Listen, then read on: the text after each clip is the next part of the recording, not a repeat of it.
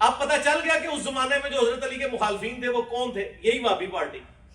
तो कौन सी ऐसी हदीस है जो उनसे जाके सुननी है? वो जिसके ऊपर सऊदिया वालों ने पाबंदी लगाई हुई है। अब वो नहीं बता रहे कौन सी हदीस, वही तक़्तुलुहुल फ़िअतुल बाग़िया, इसे तो एक बागी जमात कत्ल करेगी। यदऊहुम इलल्लाह यदऊहुम इलल जन्नह। और सरकार सुलह हसन उस वक्त तक थी जब तक कि हसन के भाई को आपने कत्ल नहीं किया था। आज हसन इब्न अली कब्र से निकल आए, उन्हें पता चले कि इस सुलह का ये अंजाम किया कि तुमने मेरे भाई को और मेरे पूरे खानदान को कत्ल कर दिया। सुलह हसन तो मंसूख हो चुकी, उसकी तो किसी शर्त पे हजरत हसन की जिंदगी में अमल नहीं हुआ, उल्टा हजरत हसन को जहर दे के मार दिया। और फिर करबला के बाद ये कहना सुलह हसन को गाल करने वाली करो यारा। कहा कि नबी इस्लाम ने फरमाया कि खिलाफत का मलूकियत में बदल जाने की तरफ इस ख्वाब में इशारा है।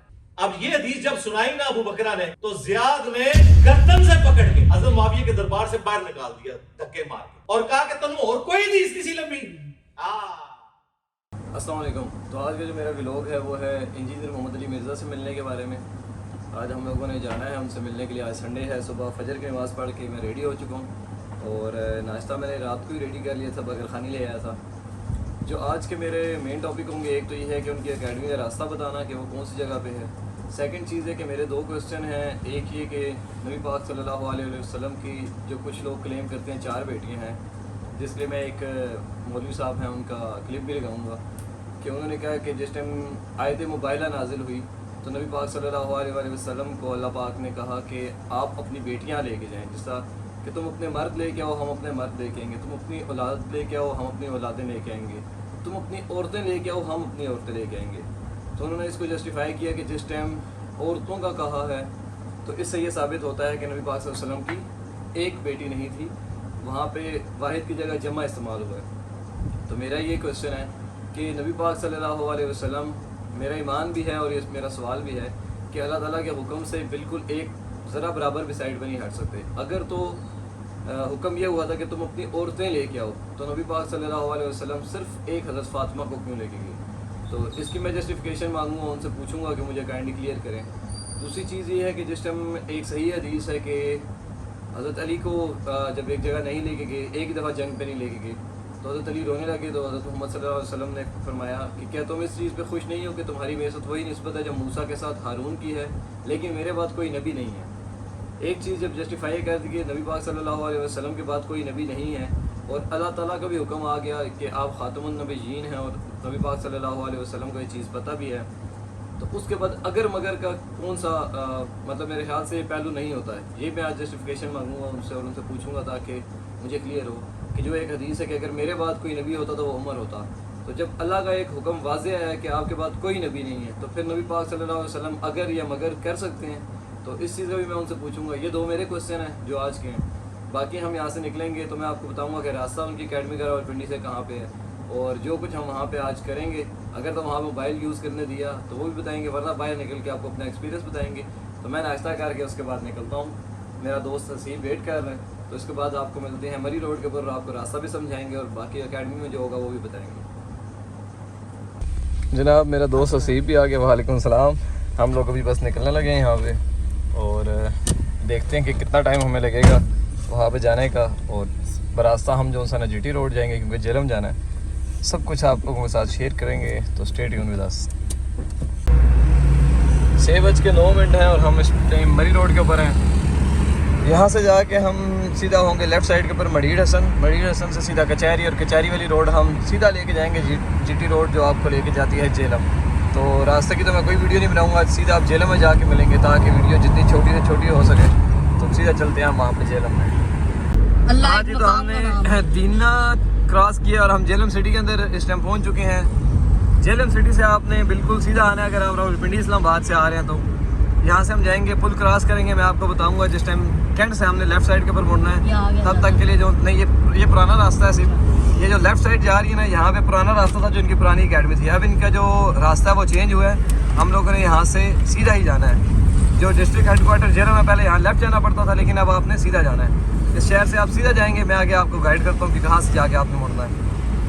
अच्छा, यहाँ पे आप पहुँचते हैं कैंट पे तो आपको जो सा सामने चौक नज़र आता है जिस पे आप लोगों ने देखा होगा क्लॉक टावर है। ये यहाँ क्लॉक टावर से हम लोगों ने लेफ़्ट होना है। अगर तो आप आ रहे हैं लाहौर वगैरह से या उसी साइड से तो आपने फिर राइट होना है। वरना अगर आप पिंडी इस्लामाबाद से आ रहे हैं तो आपने, मैं आप लोगों को यहाँ से दिखाता चलूँ कि इस साइड से लेफ़्ट होना है आपने कैंट साइड। ये हमारा क्लॉक टावर आया और क्लॉक टावर से हम लोगों ने इशारा लगा लिया लेफ़्ट की तरफ। इधर से हम मुड़ के लेफ़्ट, बिल्कुल साथ ही यहाँ पे एकेडमी है। अगर आप वॉकिंग डिस्टेंस पे जाएंगे तो तकरीबन 5 से 7 मिनट आपको लगते हैं। और यहाँ से हम जाके एकेडमी के बाहर आप लोगों को बताते हैं फिर एकेडमी की तरह है। अच्छा जी, वहाँ चौक से हम लेफ़्ट हुए हैं और मेरे ख्याल से 1 या 1.5 मिनट की ड्राइव भी नहीं थी। और साथ ही ये केक्स एंड बेक्स आ गए। इसी ऊपर ये है महफूज प्लाज़ा, यहाँ पे एकेडमी है। अब हम यहाँ पे जाएंगे, लेकिन हम लोग बहुत जल्दी पहुँच चुके हैं। अभी सुबह के 8 हुए हैं और तकरीबन 9 बजे से स्टार्ट होता है और 11 बजे तक। अभी तो उसका गेट भी बंद है एकेडमी का। अब हम कुछ खाएँ पिएंगे, थोड़ा वेट करेंगे ताकि जब वो आएँ तो हम लोग सबसे पहले हम ही होंगे अब मेरे ख्याल से यहाँ पे। फिर आपको अंदर एकेडमी का विज़िट कराएंगे। ये जनाब इस टाइम एकेडमी बिल्कुल बंद है। और ये जो सा ना, ये सुबह सुबह मुझे जो घर पहुँच गया था कि 5 बजे जी निकलो निकलो निकलो, लेट ना हो जाए। अब हम वेट कर रहे हैं। अच्छा, एकेडमी के नीचे बहुत ही ज़बरदस्त किस्म की बेकरी है और अंदर मतलब सफाई वगैरह बेहतरीन किस्म की है। अच्छी खासी वैरायटी है। अगर आप जल्दी आ जाएँ या लेट भी आएँ तो आपको खाने के लिए बहुत ज़्यादा यहाँ पे चीज़ें मिलेंगी। इसलिए हमारे पास अभी अच्छा खासा टाइम है तो हमने सोचा कुछ ना कुछ खा लें। तो अब देखते हैं क्या लेते हैं। ये जी अभी तकरीबन 8:45 का टाइम हुआ है और इन्होंने एंट्रेंस जारी कर दी है। यहाँ पे लोग जा रहे हैं। अभी सिक्योरिटी का अमला जो है वो हमारी सिक्योरिटी करेगा, ID कार्ड यहाँ पे रखेगा और चेक करने के। अभी इतने सुबह सुबह यहाँ पे अच्छे खासे बंदे आने लग गए और 11 बजे जो है इंजीनियर साहब ने खुद आना है। तो अब अंदर जाते हैं, चेक करते हैं कि क्या सिचुएशन है। सिक्योरिटी वाले कर रहे हैं, सबको देख रहे हैं। हम भी जाके अपनी चेकिंग वगैरह कराएँ, फिर ऊपर जाके मिलते हैं। यहाँ अपने ID कार्ड चेक कराना है। जो बैग आपका होगा वो यहाँ पे इधर रखते हैं। मैं अपना जाके गाड़ी में रखा है। एकेडमी की एंट्रेंस है सामने से, खबरदार कैमरे की आँख देख रही है। और अभी लाइन्स लगी हैं क्योंकि आगे भी सिक्योरिटी है मेरे ख्याल से। यस, आगे भी सिक्योरिटी है। नीचे जनाब दूसरी सिक्योरिटी जो है वहाँ पे 3 बंदों ने सिक्योरिटी चेक की है। उसके बाद ये एंट्रेंस है और हम यहाँ पे अभी जूते अपने उतार के अंदर डायरेक्ट एकेडमी में जाएंगे। ये हम लोग एंटर हो चुके हैं। अस्सलाम वालेकुम, कैसे हैं? ठीक है, अल्हम्दुलिल्लाह। यहाँ ID कार्ड देने के बाद आप लोग एंटर हो जाते हैं एकेडमी में। एकेडमी में जैसे एंटर हो, सबसे पहले लेफ़्ट हैंड साइड के ऊपर ये मिशकात, सही मुस्लिम, फ़ज़ाइल सहाबा, फ़ज़ाइल दरूद इस्लाम और इससे सारी बुक्स वगैरह पढ़ी हुई हैं। और उसके बाद राइट हैंड साइड के ऊपर ये सारी लाइब्रेरी। यहाँ पे भी सारी मुस्लिम होगी। उसके बाद मुस्तदरिक हाकिम और बाकी जितनी बुक्स हैं वो सारी हैं। ये टोटल इसका जो एरिया है ऑलमोस्ट मेरे ख्याल से कम कोई 400-500 बंदों की जो से यहाँ पे गुंजाइश है बैठने की।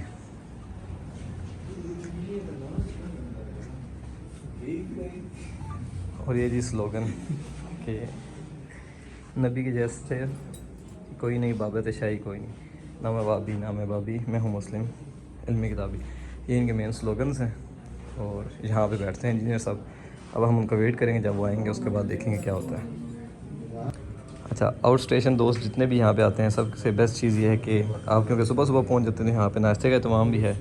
इसके बाद ये दोपहर का मतलब रिफ़्रेशमेंट है वो भी देते हैं। लेकिन आप ये चेक कर लें, सब कुछ ये अपने पास से कर रहे हैं। और अभी तक कोई भी नहीं है क्योंकि जितने हम आउट स्टेशन के लोग थे वो जल्दी निकल आए थे। आहिस्ता आहिस्ता लोग आते रहेंगे और ये हाल फुल होता रहेगा। अच्छा, यहाँ पे आप सब लोगों को ये एक कागज़ मिलेगा, इसका टुकड़ा, और आपको एक पेन मिलेगा कि आपके जो क्वेश्चंस हैं आप वो पूछ सकते हैं। वो लिख के आप सामने देंगे ताकि जिस टाइम इंजीनियर साहब आएंगे तो उनको ये सारे कागज़ दिए जाएँ और वो पर्चियों से आपके क्वेश्चन पढ़ के आप लोगों को इसका आंसर दें। अब ऑलमोस्ट 11 बज चुके हैं और इंजीनियर साहब आ चुके हैं। उनकी आवाज़ हमें आ रही है, बस वो अंदर आने लगे हैं। जस्ट वेट कर रहे हैं कि सारे लोग अपनी जगह पे बैठ जाएँ, उसके बाद वो एंट्री करेंगे।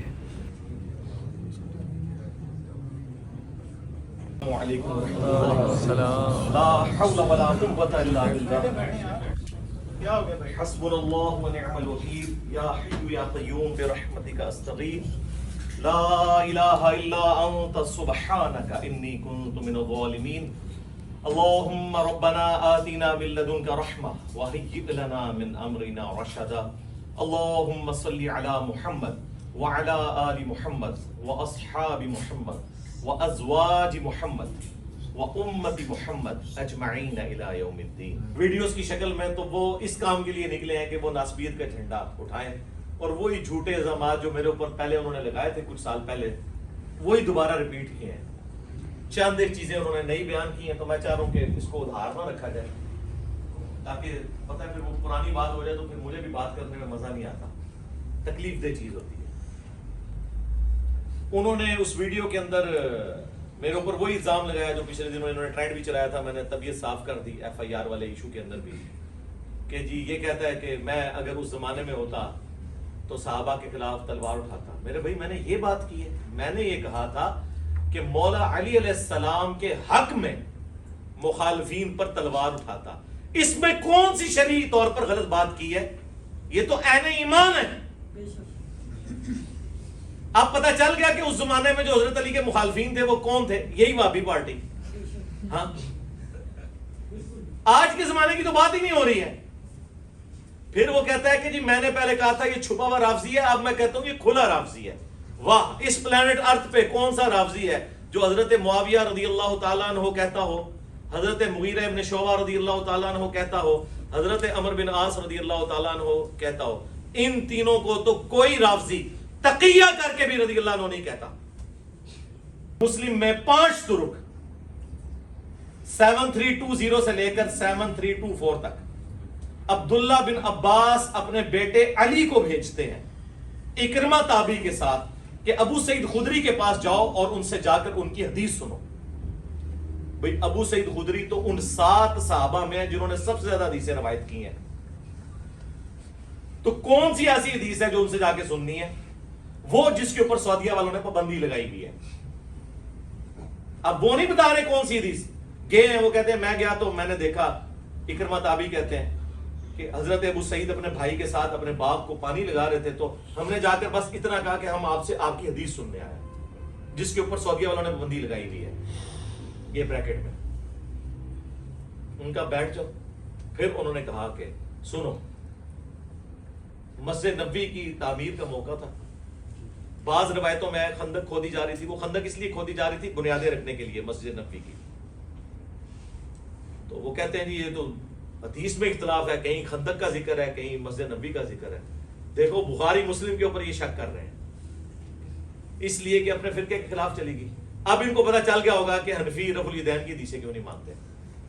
काम तो भी वही पाया है, लेकिन वो मुजरिम नहीं, क्योंकि वो हनफी हैं।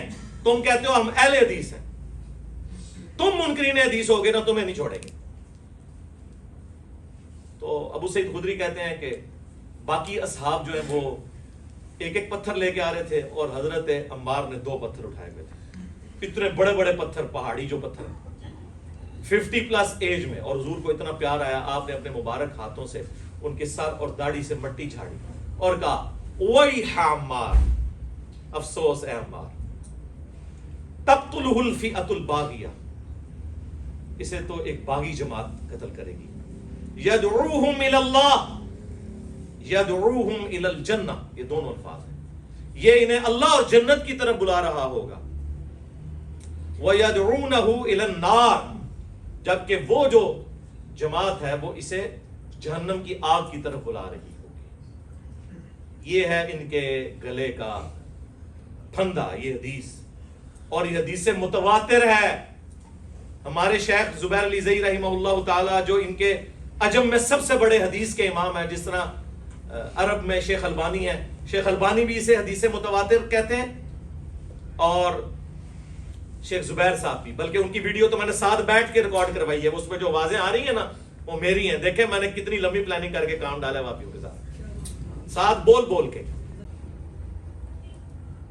इस हदीस के तहत वो कहते हैं जी ये जो बुखारी के थी, ओ भाई ये हदीस उस सूरत में है जब कोई शख्स जाती दुश्मनी की बुनियाद पर एक दूसरे को कत्ल करे, लिसानियत की बुनियाद पर। जब अल्लाह का हुक्म आ जाए, जो कुरान में हुक्म है, अतीउल्लाह व अतीउर रसूल व उलिल अम्र मिनकुम, इताअत करो अल्लाह की, उसके रसूल की और अपने हुक्मरान की। और सूरतुल हुजरात में हुक्म आ जाए कि जब मुसलमानों का गिरोह बागी हो जाए तो उसके खिलाफ किताल करो यहां तक कि तौबा पर आमादा हो जाए। तो कुरान में जब लिखा है कि एक मुसलमान ने दूसरे मुसलमान के खिलाफ तलवार उठानी है रिट ऑफ द गवर्नमेंट को कायम करने के लिए, तो अबू बकरा ने रिजल्ट कैसे निकाल दिया? भाई हजरत Ali writ of the government को कायम कर रहे थे, और फिर हजरत अली से बढ़कर किसी को कुरान और हदीस का फाहम था कि आप अबू बकरा के पीछे जाके छुपे, अब सुने फिर इस अबू बकरा के साथ क्या हुआ रज़ियल्लाहु ताला अन्हु। इनका बेटा बताता है, मुस्नद अहमद में हदीस है, और इस हदीस का कुछ हिस्सा अबू दाऊद और तिरमिजी के अंदर भी मौजूद है।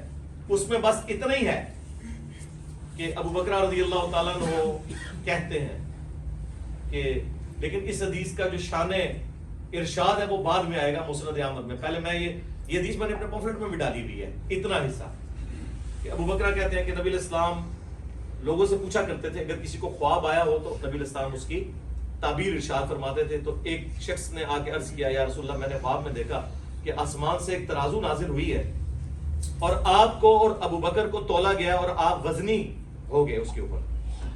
फिर उसके बाद अबू बकर और उमर को तोला गया तो अबू बकर वजनी हो गए। फिर उसके बाद उमर और उस्मान को तोला गया तो उमर वजनी हो गए, और फिर वो तराजू ऊपर आसमान की तरफ उठा ली गई। तो नबी इस्लाम का चेहरा मुबारक जो है ना वो उस पर नागवारी के आसार है। आपको पता चल गया कि ये किस तरफ इशारा है। वो मुस्नद अहमद में हदीस में मौजूद है किस तरफ इशारा था कि खिलाफत बतदरीज मलूकियत में कन्वर्ट हो जाएगी, यानी हजरत उमर तक मामला सीधे रहेंगे। जो बुखारी मुस्लिम में हदीस है कि मेरी उम्मत और फितनों के दरमियान दरवाजा उमर है, जब इसे तोड़ दिया जाएगा मेरी उम्मत पे वो फितने टूट पड़ेंगे। असल सैयदुना उमर की शहादत इस्लाम की पीठ में पहला छुरा है, और इसका जो एंड है वो शहादत सैयदुना हुसैन इब्न अली है। वाकया करबला, ये सुलह हसन हुई है, और सरकार सुलह हसन उस वक्त तक थी जब तक कि हसन के भाई को आपने कत्ल नहीं किया था।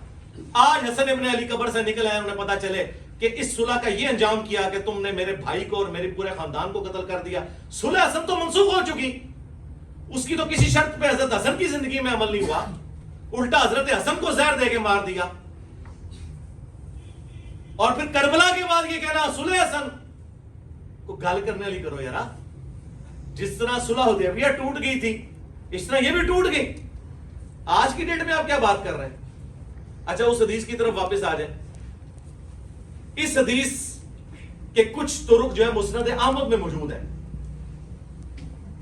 और वहां पे बड़े जबरदस्त अल्फाज है। अब्दुर्रहमान बिन अबी बकरा कहते हैं, वही अबी बकरा जो लोगों को हजरत अली का साथ देने से रोक रहे थे ना, उनका बेटा कहता है कि मैं अपने बाप के साथ हजरत मुआविया रज़ियल्लाहु ताला अन्हु के दरबार में गया उनके दौरे मलूकियत के अंदर, और जियाद हमें लेकर गया। उबैदुल्लाह इब्न जियाद खबीस, वो जो बुखारी में आता है हजरत हुसैन इब्न अली के उसने सर में वो छड़ी मारी थी, जहां पे इमाम बुखारी ने लिखा है हुसैन अलैहिस्सलाम बिरअसिल हुसैन अलैहिस्सलाम। इसका बाप भी खबीस था, जियाद, वो हजरत मुआविया का गवर्नर था। वो इन्हें लेकर गया, वहां पे हजरत मुआविया ने कहा कि कोई ऐसी हदीस सुनाओ अबू बकरा जो तुमने खुद रसूलुल्लाह से सुनी हो। उन्होंने पकड़ के यही हदीस सुना दी, हाँ, कि नबी इस्लाम और अबू बकर को तोला गया तो रसूलुल्लाह भारी हो गए, और करते करते वहां तक जब पहुंचा ना तो, और फिर उसने साथ कहा कि नबी इस्लाम ने फरमाया कि खिलाफत का मलूकियत में बदल जाने की तरफ इस ख्वाब में इशारा है कि बतदरीज खिलाफत खत्म होकर मलूकियत में, बादशाहत में कोई कैसरो किसरा का जो निजाम है वही आ जाएगा। तो अब ये हदीस जब सुनाई ना अबू बकरा ने, तो जियाद ने गर्दन से पकड़ के, मुस्नद अहमद के अल्फाज है, हजरत मुआविया के दरबार से बाहर निकाल दिया धक्के मार के, और कहा कि तुम और कोई हदीस किसी लंबी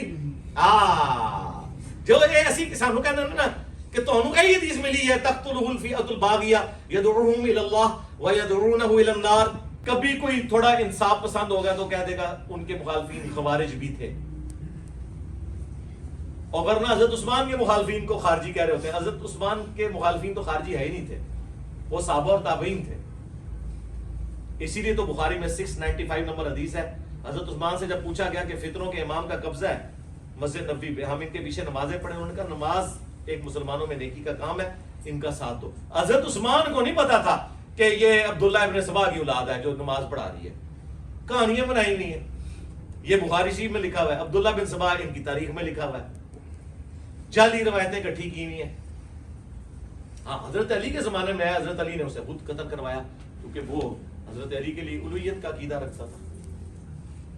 तो हजरत उस्मान गनी रज़ियल्लाहु ताला अन्हु पे हमने नाउज़ुबिल्लाह, इनका तरीका वारदात ही है कि बनु उमैया को छुपाने के लिए फ्रंट पे ना हजरत उस्मान और उमर बिन अब्दुल अजीज को ले आते हैं। भाई हजरत उस्मान गनी रज़ी अल्लाह ताला अन्हु अलैहिस्सलाम, हजरत उमर इब्न अब्दुल अजीज रहिमहुल्लाह ताला व रज़ियल्लाहु ताला अन्हु अलैहिस्सलाम, ये तो बनु उमैया में ऐसे हैं जैसे कि आले फिरौन में मूसा। इनके पीछे क्यों छुपते हैं आप लोग जाके?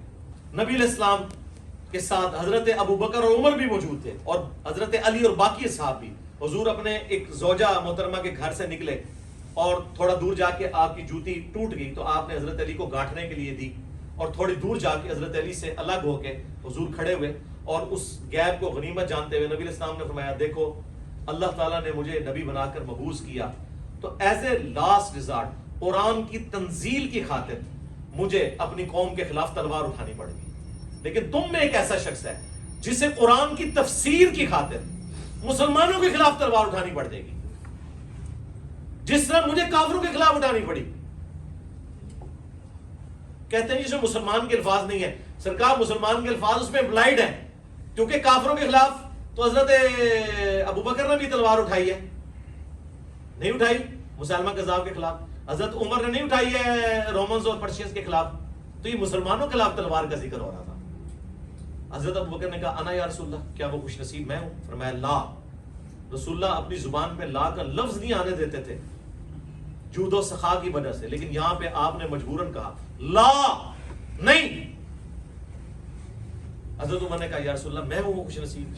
फरमाया ला, बल्कि वो शख्स है जो मेरी जूतियां काट रहा है। साहबा किराम दौड़े हजरत अली की तरफ और उन्हें बिशारत दी कि on the behalf of profit आप मुसलमानों के खिलाफ तलवार उठाएंगे जिस तरह रसूलुल्लाह ने काफिरों के खिलाफ उठाई।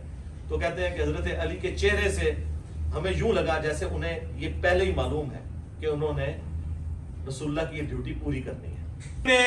पूरा चैप्टर सिलसिला हदीस सैया में हदीस हौब के ऊपर, और उन्होंने सफों के सफे काले कर दिए। उनके मैंने कमेंट्स नकल किए हैं अपने पंफलेट के अंदर। उन्होंने कहा कि शिया तो 12 को मासूम मानते हैं, तुम सारे सहाबा को मासूम मानते हो। ये मानना पड़ेगा कि जब 2 गिरोह लड़े और हजारों मुसलमान शहीद हुए तो रिस्पॉन्सिबिलिटी तो फिक्स करनी पड़ेगी ना। ये नहीं कह सकते कि दोनों हक पे थे। उन्होंने कहा हजरत अली और उनके साथी हक पर थे, मुखालफीन जो थे, जो सहाबा की जमात है, हम उन्हें इज्तिहादी खिताब पे कहते हैं, लेकिन वो हक पे नहीं थे। वो तो अहले सुन्नत ने एक इज्तिहादी खिताब वाला, वो भी आप छोड़ दें यार, क्या वो हदीस बुखारी मुस्लिम में है, और उस हदीस के ऊपर इमाम बुखारी ने बाब बांधा है। हदीस में अल्फाज है, अगर हाकिम इज्तिहाद करे और वो दुरुस्त करे तो उसे 2 अजर मिलेंगे, गलत करे तो 1।